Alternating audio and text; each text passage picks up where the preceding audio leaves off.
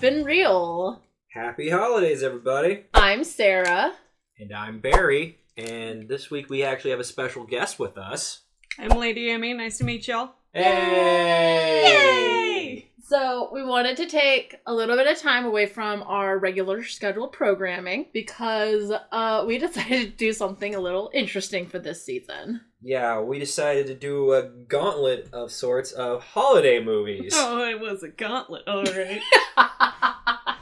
But yeah, so basically we went through Netflix, Hulu, and Amazon Prime trying to find like Christmas movies that had like just come out or like the most ridiculous Christmas movies on those platforms and just watch them. And boy, did we find some. Yep, we narrowed it down to 3. Yeah. So, in no particular order, on Netflix, we decided to watch The Holidate. Yep. On Amazon Prime, we decided to watch a Hallmark Christmas movie called The Christmas Catch. Mm-hmm. Mm-hmm. Yeah. Mm-hmm. And then, requested by popular demand, we had to watch The Happiest season on Hulu. Yeah. I'm gonna lie, it's like, I'm not a fan of the Hallmark Christmas movies. I am not the demographic for this. That's why I brought my friend here, so that we could have 2 girls Yay. talking about this. I don't think we're gonna be friends after that. It's like I like holiday movies just fine, but I'm not the type of person to seek out any new ones. Yeah. It's not my jam. Yeah. So, we are going to be talking about the Netflix one first. Yep, The Holiday. Yeah. So, Technically a Christmas movie. technically a Christmas movie because it began and ended in Christmas. So it counts. Yes, it counts. So, overview of The Holidate. So, it came out in 2020 on Netflix, of course. Mm-hmm. It stars Emma Roberts, Luke Brasi, Christian Chenoweth, Jessica Capshaw, Francis Fisher, all those cool people. Basically, synopsis is, fed up with being single on holidays, 2 strangers agree to meet each other's platonic +1s, only to catch feelings along the way. This came out at the end of October. Yep. Thus far right now, it's received a 6.1 out of 10 on IMDb. That's a fair assessment. 44% on Rotten Tomatoes. Mm-hmm. And 44% on Metacritic. Again, It's a very meh movie. no, shout out to Netflix. I'm just saying, like, I was expecting much less quality of a film. This was an actual movie. This felt like a movie that would have probably been in theaters. It would have done great back in, like, 2010. Yeah. Right. It feels very like those old, like, decade-old films like Ashton Kutcher's, like, No Strings Attached or, you know, Friends with Benefits, but holiday-themed. Yeah. Production value, it's actually well made, so I'll give it that. Like, it looked like a movie. I feel like you have a lot to say about this. Well, it's one of those things, I have a lot of notes. No. It's one of those things, they're all reactionary notes. Yeah, I do too. 90% of just like, what the fuck? No! Like, what the fuck? Yeah. Fuck this family. Yeah. Barf. Meta. Not good, if I remember. Again, the fact that this movie, I would consider it is a rom-com. There actually is comedy in this. Yeah. Compared to like the other 2 movies. Whether or not you can, you know, find stuff funny, like, there are jokes, there are like moments of like going, okay, I get it. It's wackety schmackety stuff. It's a holiday movie. Like, the writing is very cliche, like the whole will they, won't they? They will. It's, sorry, spoilers, they will. They're on the poster. Exactly. I think all Christmas movies at this point get on the train to cliche town. Yeah. You know what? This movie embraced the cliches. So the fact that, like, the fact that, like, in these movies, but if you, like, just steer into them, like, and, like, embrace it, then by all means, that's fine. Like, it's formulaic, but there's a reason there's a formula. Yeah. Yeah. It is a classic rom-com. Like, there is going to be, like, they don't like each other, but then all of a sudden there's feelings, and then someone's going to do something, and all of a sudden there's going to be the end of the second act, like, falling out, and then they have to make up. But, like, I do give this movie credit.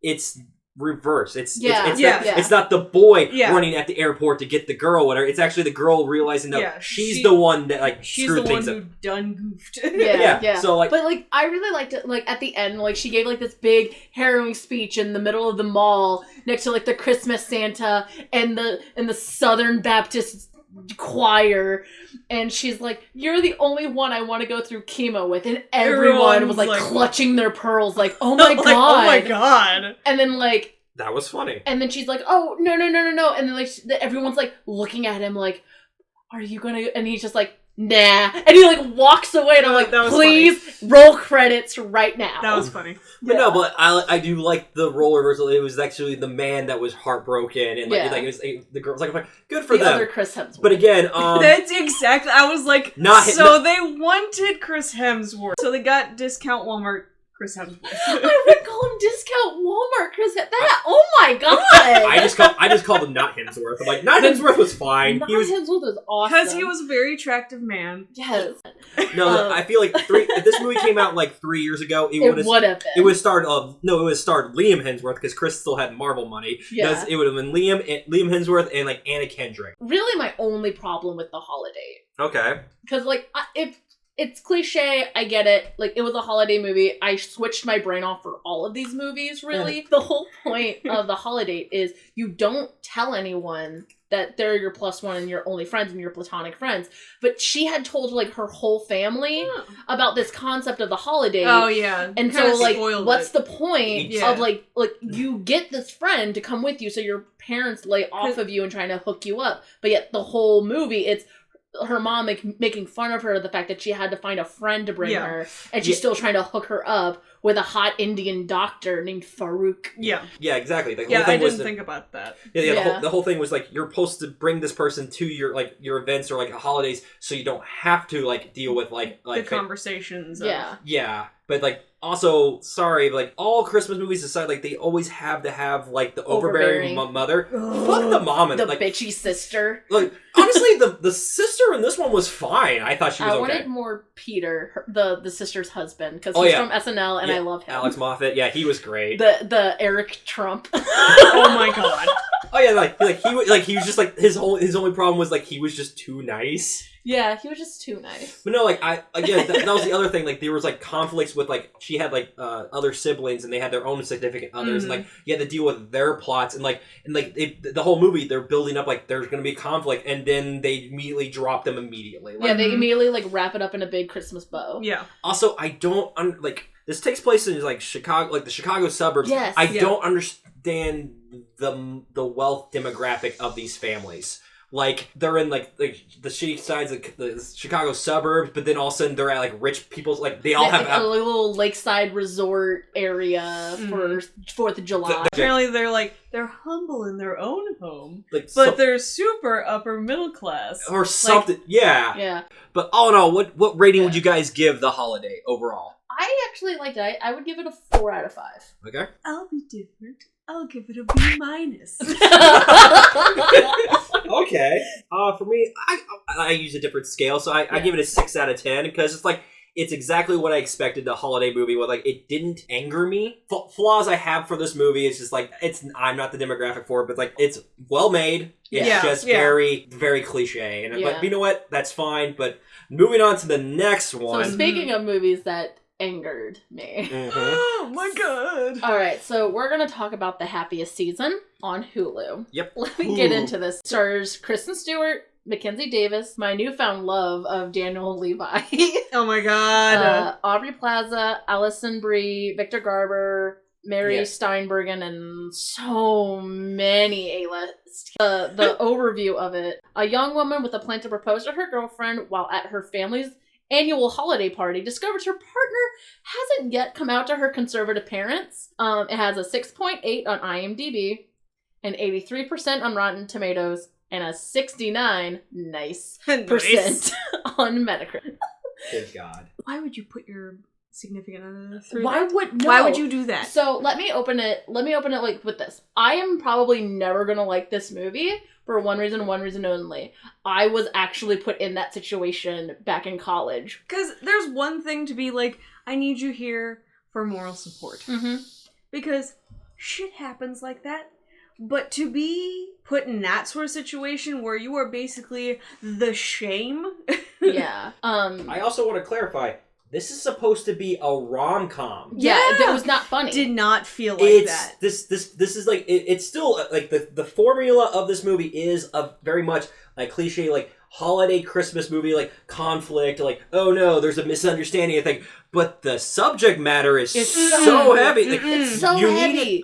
You need the jokes to back it up, and there weren't any. Yeah, they ham-fisted they tried to ham-fist the comedy in, and I'm like, this is kind of giving me whiplash. It was very like there's some weird physical comedy moments, and it just doesn't fit the.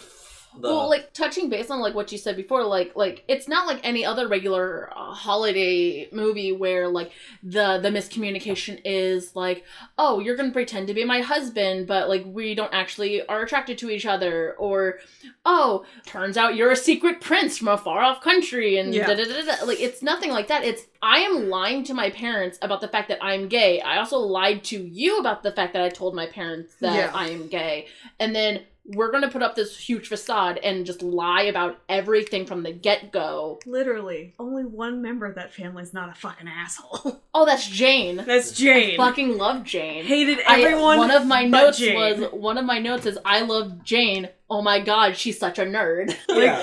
Again, like, we all picked one movie for which one. Like, I picked this one because I was like, I didn't want to deal with a Hallmark movie, and I'm going like, oh, this looks goofy. Like, again, it just did. It looked like Meet the Parents. Like, but there was no humor to back up with the heavy subject material, and so after this movie came out, I had started to do research of like, what did the director and the writers like intend on this movie. So like they always knew that they wanted this conflict, they always knew that they wanted this message of like, you can't force someone to come out of the closet, everyone has their own time to do it, and that's great and all. But their execution of it, of like, oh, and then at the end of it, everything's going to be in a happy little bow, because every gay representation movie that we've had always ended on a bittersweet ending. And I'm like, yeah, that's great. But that's mainly because the main conflict of it was a bittersweet conflict. Yeah.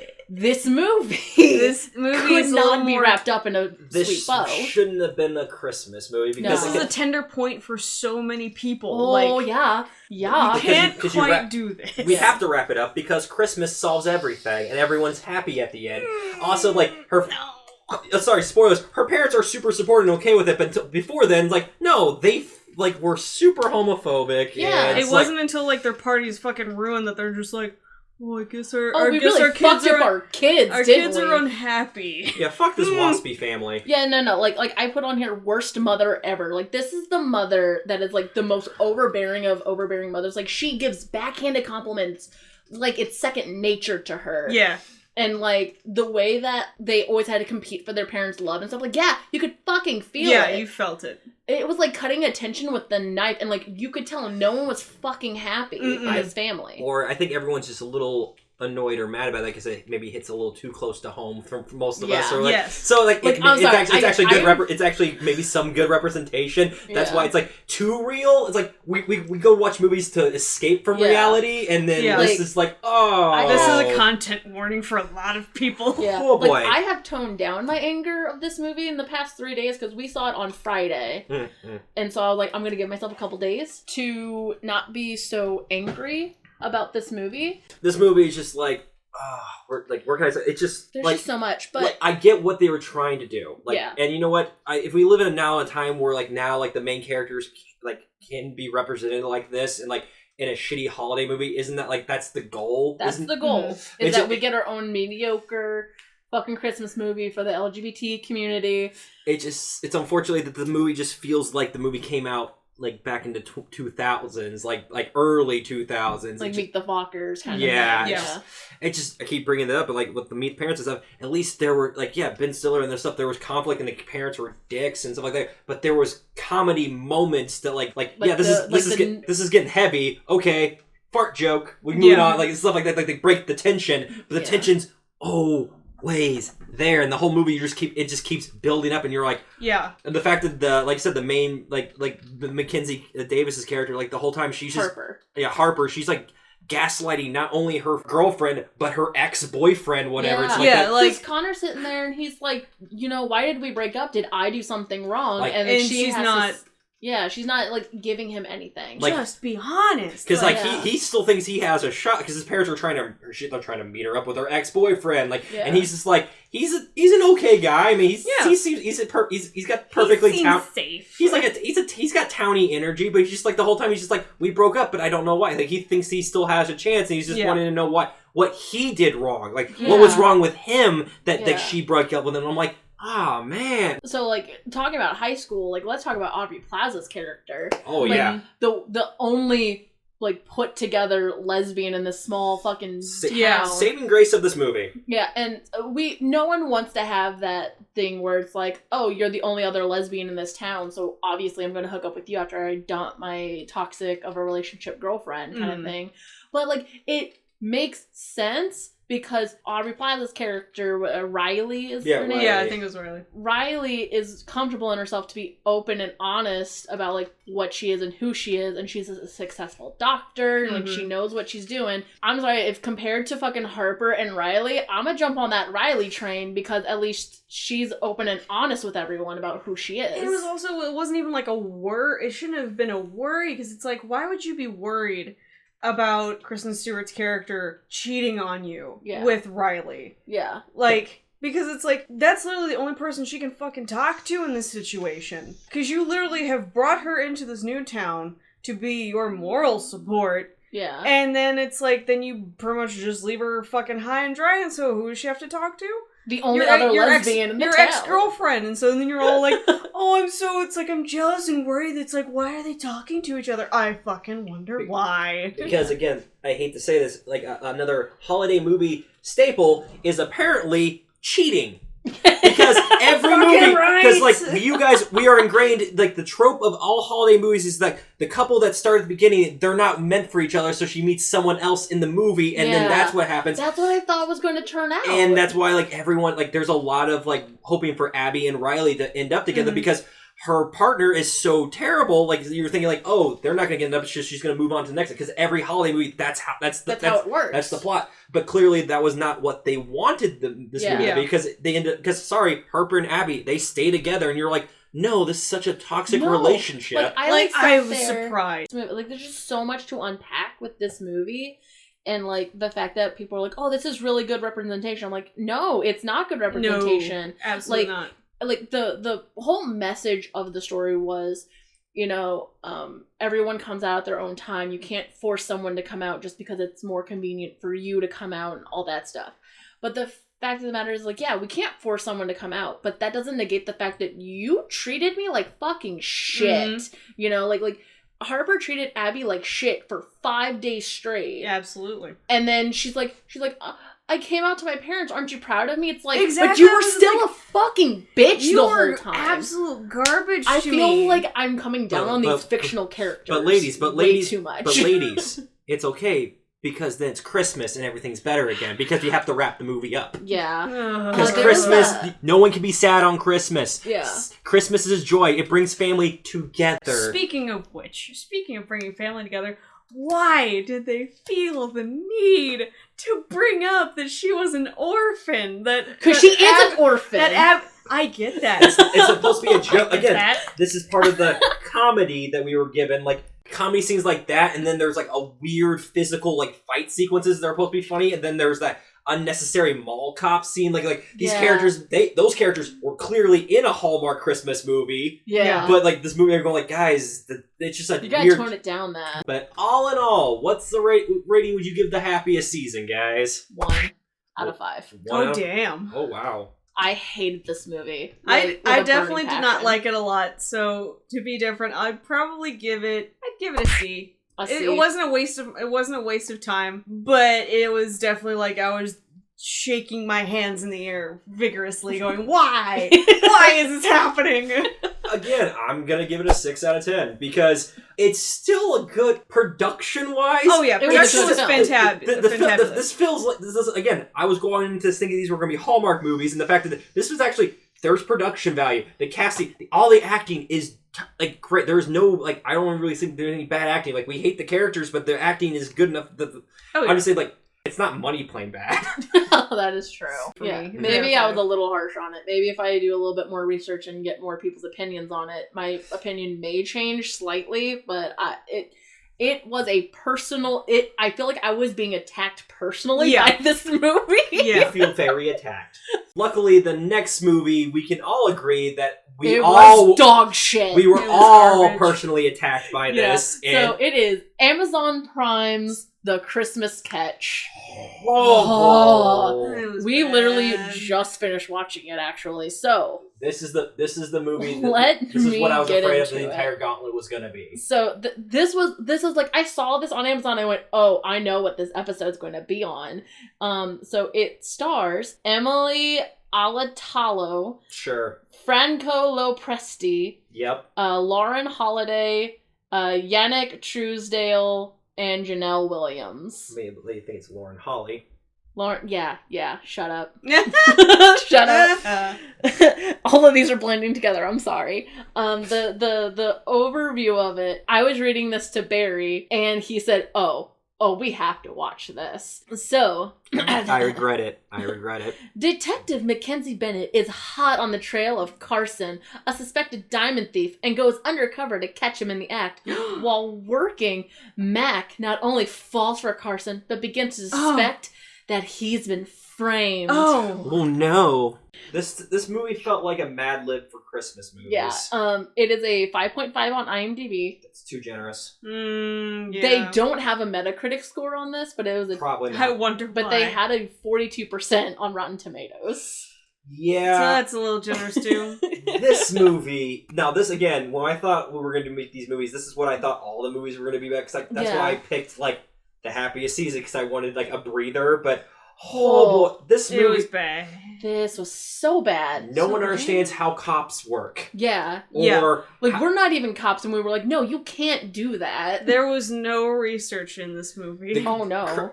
They had never even seen a cop show, crime show, any type of show like that. Which is sad because they have Lauren Holly on it, who was on NCIS. Yeah. No, like this movie, like to me, it felt like a Congeniality meets Catch Me If You Can, but Christmas. Yeah. Yeah, like, I don't... Like, we just went on, like, a tirade about 2 other movies, but I feel like all of us are just kind of like, what the actual fuck with this one? Yeah. This one was, like, the other ones were actual, like, we consider them actual movies. This felt like a parody of a Christmas movie. The other two, like, in hindsight, the problems that we have with the other 2 movies are minor nitpicks compared to this fucking movie. Oh, God. Where do we even start with this movie? The fact that, like, apparently every Christmas movie has to have an overbearing mother, and this one also has an overbearing mother, but she's also the captain of the police force, so it's her boss and her mom. It's like... that's not... That shouldn't even be a thing. You're being bad at your job, but also, why won't you give me grandchildren? Yeah. But I'm also apparently obsessed with Christmas. Like, everyone... Because it's a Hallmark movie or something. Like, so of course it has a... the main character, Mackenzie, whatever, like, she starts out the movie, like, talking about, like, how awesome Christmas trees are, and she goes and, like, fangirl for Christmas. Yeah. Trees. Just Christmas trees in general. She's a fangirl. This movie, like, why had too many Christmas trees? I'm sorry, I didn't think that was a thing. Like, why does every room have to have 7 Christmas trees? They literally majored in Christmas trees and minored in ornaments. Oh my God, it just... Why? And minored in ornaments. Jesus fucking Christ. But like the one thing that I wanted more what is his name? Yannick Truesdale. Mm-hmm. I wanted more of him in it because he's an actual, decent Canadian actor. Oh yeah, this movie's very Canadian, guys. Yes, very Canadian. And like he was an actual decent Canadian actor, and they basically like reserved him off to the side as like that sassy gay friend that owns a coffee shop that you only see him in like 3 scenes in total. He upgraded from his one character from Gilmore Girls to Luke, then now he runs the diner. Yeah. It was so bad. It was very so bad. Like the whole thing is like the FBI is trying to find a diamond thief, and like he apparently lives in their town, and like they're like so it's like they don't have any evidence on him, so the only way to do it, she has to go undercover and do dates with him. Just go on like so many dates with him. So many dates. Like on your next date, why don't you try and kiss him and ask him more about his ex-wife? And I'm like, what the actual fuck? She went on total of 3 dates with him. Within 3 days. And within 3 days. And, like, a part of me was like, next time they're going to be like, okay, so on your next date, you're going to have to fuck him. You literally. To get into his house, you have to fuck him. like that's how it felt like. I was just like, Jesus. Like, say about the other movies, like, at least, again, like, the relationships, like, for, like, the Happiest season, they've been at least been dating for a year. In the Holiday, they've known each other for about a year. This date, 3 days. 3 days and they're in love. Because Christmas brings the magic. She was literally in love with this dude the instant she met him. It was serendipitous. That he caught her. God fucking damn you.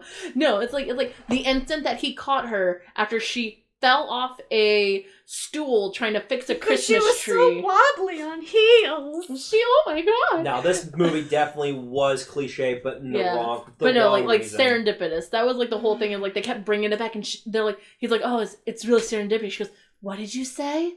Serendipity. It's and they give the definition, and she's like, I want to have all your babies now. Like, that's literally almost how the scene played out. Again, how we were meant to be. Spoiler alert, like again, the whole thing is he finds out that she's a cop, so she's been lying to him, and like they can't be together. And she's first of all, she's bad at her job. She is terrible as a detective. The only reason I think that she was a cop is because her mom was the captain of the police force. And again, her mom should be fired too, because like apparently like she's like the whole time she's focusing on the stakeout instead of running, I don't know, the police station. Yeah. Which I don't understand the population of this town. Apparently it's a major city, but there's only like 3 cops. Know your budget. Just make it a small town or something. Just make it a small town. Make it like an Andy Griffith show where, yes, of course there would only be like 2 to 3 cops. But also, but if it is a small town, why do they have a surveillance van? Like why do they have so much it seems like they would literally be in a fucking hatchback as their stakeout van. Yeah. Like, they were literally, the opening thing is them trying to catch like a counterfeiter, and I'm going like, really? That's and like getting into like, how is she a cop? Like, she's blown her cover on like a total of like 5-6 times in the span of like this hour and a half movie. I mean, she tells her sassy gay friend like she's undercover and tells the plot like, you can't do that. You literally cannot tell anyone what case you're on. Are you insane? But what will I wear to the date for him to love me? Wham! Montage. Yeah, I'm so awkward. Awkward. I don't know how to flirt, even though I'm like obviously 20-something going into my 30s, and I've never watched anything that has to do with romance to know that I am fucking awkward as shit. I'm 32, and all I know is facts about Christmas trees. Love me. You know what she reminds me of? She reminds me of from the Santa Claus movies with Tim Allen, like Molly, whatever her name was from SNL, who loves Christmas. Molly Shannon. Molly Shannon, who loves Christmas so much. She wears Christmas sweaters every day of the year. Like, that's what she reminded me of. Oh no! Oh, this is not a good movie. This is not good. Again, this is exactly what I expected when it came to this Gauntlet. Like, these are the Hallmark movies that you're like they grown, because at least the other ones felt like movies. This one just it felt like a bad TV show pilot. Oh, that's exactly what that felt like. Yeah, there were little points where it's like, oh, this is where the commercial break would go in. Mm-hmm. Granted, again, the other 2 movies probably had a vastly superior, higher budget. These movies are, they're made like once a year, like super bad. Yeah. Like I'm not critiquing, like, it's just a bad Christmas movie. It's just like, it insults your intelligence watching it. Yeah. So all in all, rating for the Christmas Catch, what do you give it? A 0.25 out of 5. A 0.25. This doesn't even deserve a actual point on my scale. Not even half a point. Not even half a point. Like, this was so bad. What do you say? F. It's a whole F. It's an F. F minus. F minus. You failed. I'll give it a 2 out of 10 because, again, it's again, like, it's exactly what I was afraid these movies were going to be. And it's like, it hurt my brain because I was guessing the entire movie, like, and she's gonna do this, and oh no, she falls and clumsy on heels, and oh, it's so quirky. Christmas. So now that we got that out of the way, yeah, I think that's going to be the end of this episode. Yeah. So, where can they find all of us, guys? Yeah. Well, you can find me on the Instagram, Twitter, and LadyAmmy91, and you'll find moi.